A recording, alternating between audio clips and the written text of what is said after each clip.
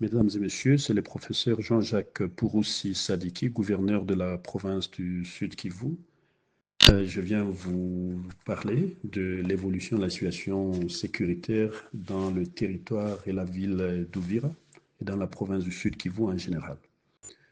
Nous avons suivi avec grand intérêt les communiqués de l'AFC M23 indiquant son retrait de la ville d'Ouvira. Mesdames et messieurs, il y a lieu de noter ici que les accords qui ont été signés par toutes les parties au conflit, c'est-à-dire entre le Rwanda et la République démocratique du Congo, et le dernier accord, c'est celui signé sous l'égide du président américain Donald Trump, entre le président Kagame et le président Tshisekedi, disait clairement que l'AFCM 23 appuyé par le Rwanda doit se retirer de manière unilatérale et inconditionnelle. Donc, ce n'est pas à cette rébellion de dicter les agendas, à dire, oui, il faut d'abord que la MONUSCO soit là, ainsi de suite. Ça ne marche pas. Maintenant qu'ils se sont retirés, nous les encourageons à continuer à se retirer. Mais à l'heure qu'il est, selon nos renseignements, certains de leurs éléments sont restés en ville, dans la ville d'Ouvira, dans différents quartiers, habillés en civil mais armés.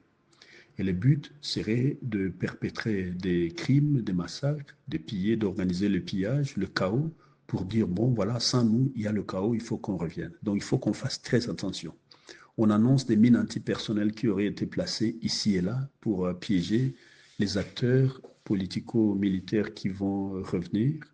Et donc ça, il faut faire très attention. Le deuxième élément, nous le savons tous, on nous annonce que ces gens se sont positionnés sur les hauteurs, que ce soit à Katongo, à Kagongo, que ce soit à Makobola 1 et 2, que ce soit les montagnes de Kivovo, sont positionnés sur les hauteurs pour braquer leurs armes sur la ville d'Ouvira. Donc on doit faire attention. Et troisièmement, nous avons appris que lorsqu'ils se sont retirés hier soir, ils sont plutôt rentrés au niveau de leur base à 15 km, à Sange, mais aussi à Luvungi, ainsi que donc après Sange et Luvungi, il y a aussi la sucrerie de Kiliba. Donc ils ne sont pas si loin que ça, il faut faire hyper attention. Et si tel est le cas, il s'agit d'une violation de l'accord de paix et du cessez-le-feu parce que ces accords parlent clairement du retrait unilatéral et inconditionnel du territoire d'Ovira. Donc ils doivent aller d'abord au-delà de Camagnola. Donc nous allons travailler dans ce sens-là. Je demande donc à la population de faire très attention. Très attention, ces gens ne sont pas si partis que ça. Restez d'abord calmes et tranquilles. Nous allons vous donner des consignes pour savoir la suite. Deuxième élément, c'est au sujet de la coexistence pacifique. Mesdames et messieurs, ne tombez pas dans le piège. Depuis des générations, les Bashi, les communautés Bashi, les communautés Rega, les communautés Banyamulenge, les communautés Bavira, Babembe, Bafuliru, Babwari, Babuyu, Bahunde et toutes les autres communautés, les étrangers, que ce soit aussi des Congolais venus d'autres provinces, on vit ensemble dans la province du Sud Kivu en harmonie malgré les manipulations politiques des uns et des autres et des ennemis de l'AFCM 23 appuyés par le Rwanda.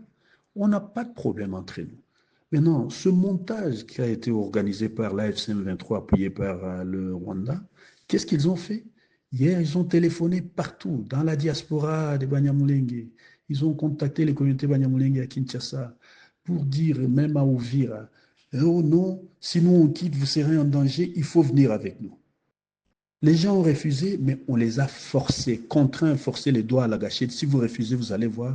Donc, une partie de la population Banyamulenge d'Ouvira a été emportée par ces éléments d'AFC M23 appuyés par le Rwanda. C'est encore une fois une tactique de victimisation, encore une fois un montage, une manipulation de la souffrance de la population. Et donc, nous tenons à dire à ces communautés qui ont été forcés de partir, parce que beaucoup nous ont appelés la nuit, ils ont dit, professeur, monsieur le gouverneur, on fait quoi? On nous force les doigts à la gâchette, on n'a pas le choix, il faut qu'on les suive à Camagnola, à Bukavu et ailleurs. On n'a pas le choix, ils nous ont forcés. Et donc, c'était la tactique. Dit, vous ne pouvez pas rester ici quand nous, on n'est pas là. Mais nous tenons à dire à ces gens que vous allez rentrer, nous allons tout faire. Donc, vous en avez l'occasion, rentrez rapidement pour continuer à vivre comme vous viviez avant, pour continuer à gérer vos biens, vos églises, vos écoles, à envoyer vos enfants à l'école, à cultiver, à aller au marché, comme on vivait ensemble.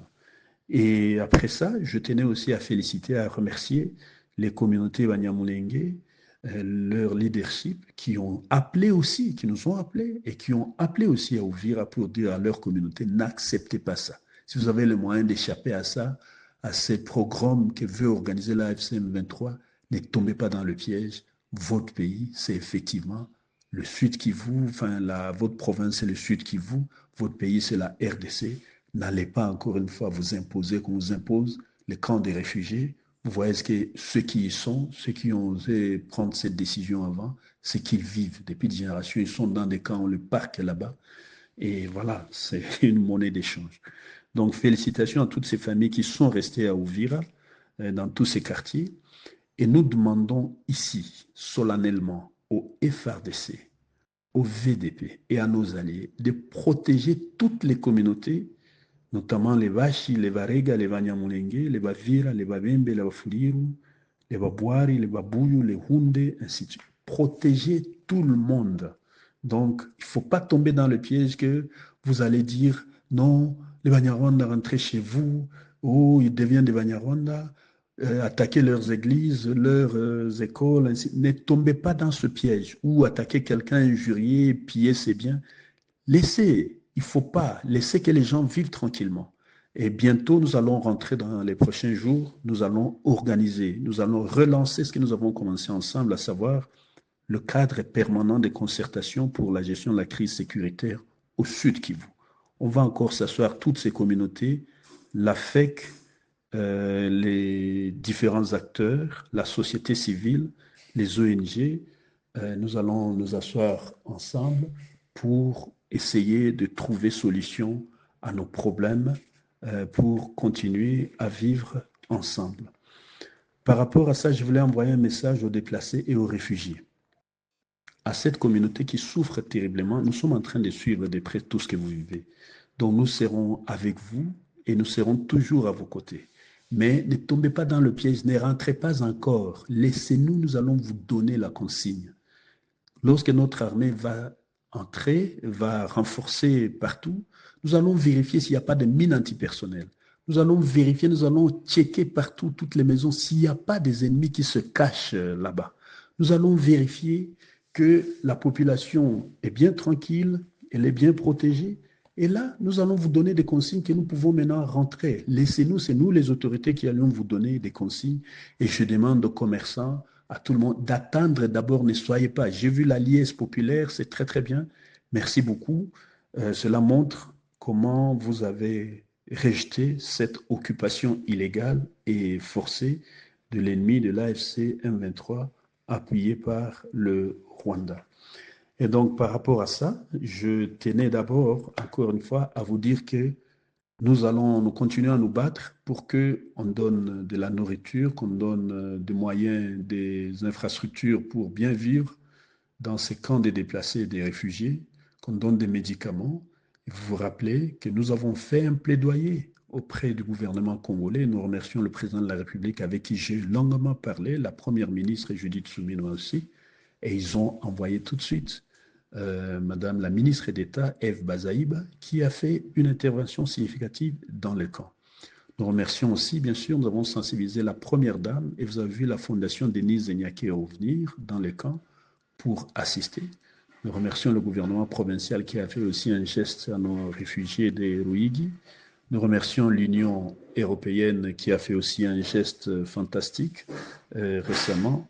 Nous remercions aussi toutes les communautés qui continuent à assister, la diaspora congolaise qui continue à se battre. Et au passage, nous remercions notre sœur Fifi Masuka Saini pour le soutien moral et psychologique qu'elle continue à nous apporter aux côtés des autres gouverneurs. Et donc, la province du Lualaba, à travers son gouverneur, sa gouverneure, Maman Fifi Masuka, sont en train de se mobiliser pour apporter un geste à la province du Sud Kivu et du Nord Kivu, notamment aux populations affectées par cette guerre. Je vais communiquer là-dessus bientôt. Je termine en disant que tout ce qui a été pillé, l'AFC M23 pillé par le Rwanda, ils ne sont pas venus créer du développement. Hein? ils sont en train de détruire, humilier, violer, tuer, enlever. Hein? Vous avez vu comment ils ont, encore une fois, pillé systématiquement la province. Les 300 tonnes de goudron que j'ai placées à Ouvira récemment, plus précisément à Kabimba, eh bien, ces 300 tonnes de goudron, vous avez vu comment ils sont venus en pleine journée piller ça et amener ça vers Bukavu, Kamanyola, vers le Rwanda. Et Bandukiango, est-ce que ces gens sont venus vraiment nous libérer? C'est ça la libération? Les véhicules ont été emportés, on a emporté tout. L'usine de Bouéguera, la seule usine, la seule minoterie industrielle, on a démonté, on a pillé tout. La sucrerie d'Équilibre, où leurs propres parents, les parents de beaucoup de Congolais qui sont même dans cette rébellion, ont travaillé. C'est grâce à cette sucrerie que beaucoup sont allés à l'école, qui sont ce qu'ils sont, ce qu'ils sont aujourd'hui. Mais non, ils pillent, ils enlèvent tout, ils démontent, ainsi de suite. On peut citer 100% des terrains et des maisons appartenant à l'État et aux particuliers qui ont fui la guerre, ils ont morcelé et vendu. Au-delà des recherches minières qui sont en train de piller systématiquement, comment les gens peuvent se comporter comme ça?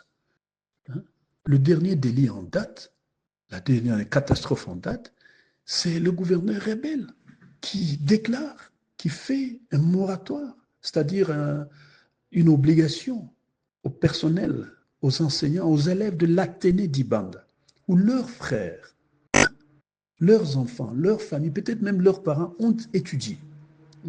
L'immeuble du corps de la paix qui abritait le corps de la paix de l'Athénée d'Ibanda. C'est le seul immeuble qui contient les archives de l'enseignement primaire, secondaire et technique de toute la province du Sud Kivu. C'est-à-dire, si vous manquez un diplôme, même il y a 50 ans, vous allez chercher le duplicata là-bas. Le bulletin, les programmes, les manuels scolaires. Eh bien, ils veulent brûler, ils veulent tuer, ils veulent cacher ces archives.